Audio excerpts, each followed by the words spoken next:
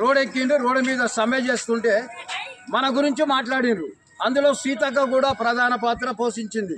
ఆ రోజు గ్రామ పంచాయతీలో పనిచేసే కార్మికులందరూ ఉదయం 6 గంటలకు లేస్తే సాయంత్రం 8 గంటల వరకు కూడా 6 గంటల వరకు కూడా వీధులని శుభ్రం చేస్తూ కాలువలు మురికి లేకుండా చేసి గ్రామ పంచాయతీలు అన్నీ కూడా శుభ్రంగా ఉంచుతారు. కాబట్టి వాళ్ళకి శ్రమకి తగినటువంటి వేతనం ఇవ్వాలి అని డిమాండ్ చేసిండ్రు.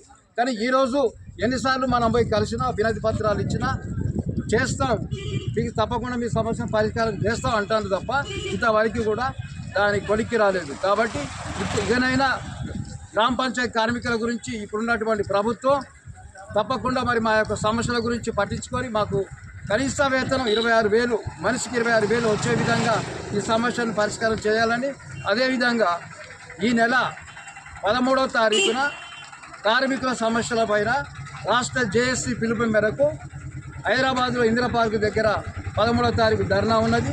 ఆ యొక్క ధర్నాకు కూడా గ్రామ పంచాయతీలో ఉన్నటువంటి కార్మికులు మన ఇల్లందు మండలమే కాకుండా రాష్ట్ర వ్యాప్తంగా ఉన్న మండలాలు జిల్లాల వైజ్గా అందరం కూడా ఈ యొక్క ధర్నాలో పాల్గొని ఆ ధర్నాన్ని విజయవంతం చేయడానికి అందరూ కృషి చేయాలి.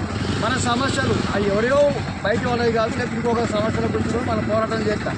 మన సమస్యలు మనం పరిష్కరించుకోకపోతే అందరూ కూడా దీనికి కంకణబద్దులు కావాలని, అదేవిధంగా అధికారులు ఏమంటారంటే అయ్యా మాకు 3 నెలబడి జీతాలు రావడం లేదు, మరి మేము ఎట్లా బ్రతకాలా, మా కుటుంబం ఎట్లా గడవాలనంటే వాళ్ళు చెప్పేది ఏంటంటే పైనుండి అధికారులు ఇది గవర్నమెంటే ఇప్పుడు మీకు డైరెక్ట్గా మీ అకౌంట్లో డబ్బులు వేస్తుంది కాబట్టి మాకు ఎలాంటి సంబంధం లేదని కార్యదర్శులు అంటారు. మందలిస్తే ఆ కార్యదర్శులు అడుగుతున్నాం, ఆ విధంగా చెప్తారు.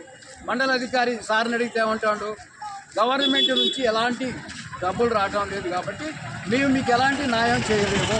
గవర్నమెంట్ నుంచి డబ్బులు ఎప్పుడైతే గ్రామ పంచాయతీ అకౌంట్లో పడతాయో అప్పుడు ఎంబటే మీ పెండింగ్లో ఉన్న బకాయిల కానించి రాసిస్తామనేది చెప్తుండ్రు.